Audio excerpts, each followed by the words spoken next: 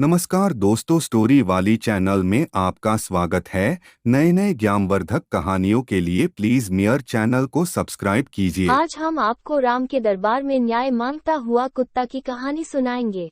गुरु पुराणों में राम के बारे में एक बहुत ही सुंदर कहानी है। प्राचीन काल में इस देश के उत्तरी भाग में एक बहुत प्रसिद्ध मठ था जिसे कालिंजर के नाम से जाना जाता था। कालिंजर मठ उस समय का एक प्रसिद्ध मठ था। ये रामायण काल से पहले की बात है।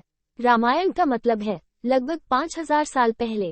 राम के आने से पहले भी कालिंजर मठ का खूब नाम था। राम को बहुत न्यायप्रिय और कल्याणकारी राजा माना जाता था। वो हर दिन दरबार में बैठकर लोगों की समस्याएं हल की कोशिश करते थे। एक दिन शाम को जब दिन ढल रहा था, उन्हें दरबार की कार्यवाही समेटनी थी। जब वो सभी लोगों की समस्याएं सुन चुके थे तो उन्होंने अपने भाई लक्ष्मण, जो उनके परम भक्त थे, से बाहर जाकर देखने को कहा कि कोई और तो इंतजार नहीं कर रहा। लक्ष्मण ने बाहर जाकर चारों ओर देखा और वापस आकर बोले, कोई नहीं है। आज का हमारा काम अब खत्म हो गया है। राम बोले, जाकर देखो, कोई हो सकता है। ये थोड़ी अजीब बात थी। लक्ष्मण अभी अभी बाहर से देखकर आ चुके थे, मगर वो फिर से जाकर देखने के लिए कह रहे हैं।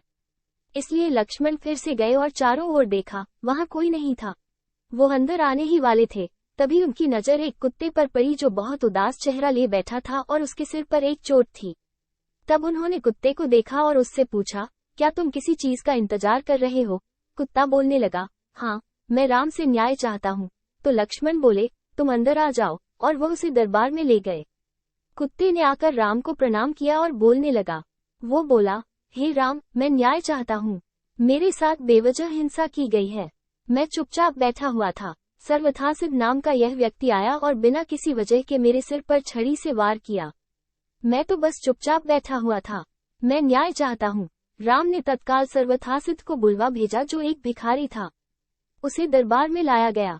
राम ने पूछा, तुम्हारी कहानी क्या है? ये कुत्ता कहता है कि तुमने बिना वजह उसे मारा। सर्वथासिद बोला, हाँ, मैं इस कुत्ते का अपराधी हूँ। मैं भूख से बौखला रहा था। मैं गुस्से में था, निराश था।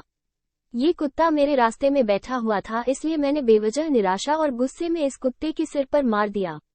आप मुझे जो भी सजा देना चाहें, दे सकते।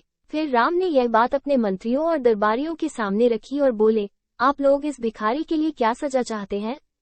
उन सब ने इस बारे में सोचकर कहा, एक मिनट रुकिए, ये बहुत ही पेचीदा मामला है। पहले तो इस मामले में एक इंसान और एक कुत्ता शामिल हैं, इसलिए हम सामान्य तौर पर जिन कानूनों को जानते हैं वे इस पर लागू नहीं होंगे। इसलिए राजा होने के नाते यह आपका अधिकार है कि आप फैसला सुनाएं। फिर राम ने कुत्ते से पूछा, तुम क्या कहते हो? क्या तुम्हारे पास कोई सुझाव है? कुत्ता बोला, हाँ, मेरे पास इस व्यक्ति के लिए एक उपयुक्त सजा है। वो क्या, बताओ? तो कुत्ता बोला, इसे कालिंजर मठ का मुख्य महंत बना दीजिए। राम ने कहा, तथास्तु, और भिखारी को प्रसिद्ध कालिंजर मठ का मुख्य महंत बना दिया गया। राम ने उसे एक हाथी दिया। भिखारी इस सजा से बहुत प्रसन्न होते हुए हाथी पर चढ़कर खुशी खुशी मठ चला गया। दरबारियों ने कहा, ये कैसा फैसला है? क्या ये कोई सजा है? वो आदमी तो बहुत खुश है। फिर राम ने कुत्ते से पूछा, क्यों नहीं तुम ही इसका मतलब बताते? कुत्ते ने कहा, पूर्व जन्म में मैं कालिंजर मठ का मुख्य महंत था और मैं वहां इसलिए गया था क्योंकि मैं अपने आध्यात्मिक कल्याण और उस मठ के लिए सच्चे दिल से समर्पित था, जिसकी बहुत से दूसरे लोगों के आध्यात्मिक कल्याण में महत्वपूर्ण भूमिका थी। मैं वहां खुद के और हर किसी के आध्यात्मिक कल्याण के संकल्प के साथ वहां गया और मैंने इसकी कोशिश भी की। मैंने अपनी पूरी कोशिश की, मगर जैसे जैसे दिन बीते, धीरे धीरे दूसरे छिटपुट विचारों ने मुझे प्रभावित करना शुरू कर दिया।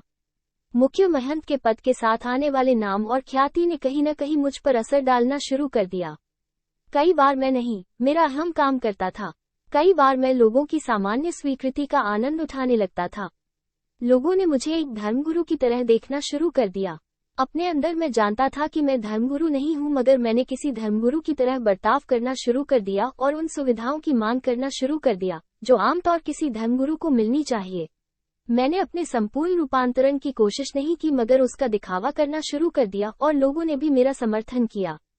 ऐसी चीजें होती रहीं और धीरे धीरे अपने आध्यात्मिक कल्याण के लिए मेरी प्रतिबद्धता घटने लगी और मेरे आसपास के लोग भी कम होने लगे।